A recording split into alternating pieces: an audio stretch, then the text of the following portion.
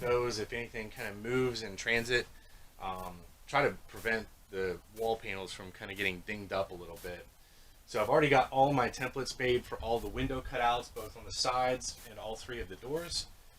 So now I'm just transferring that to plywood, and then we're going to put those in place.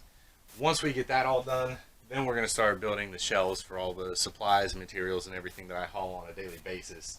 And that'll just kind of help keep us much more organized. And obviously, the quicker you can find parts, the quicker you can get the job done, and basically time is money. So a little bit of work up front, it'll help us stay much more organized and hopefully get jobs done a little bit quicker so we can make more money and move on to the next job.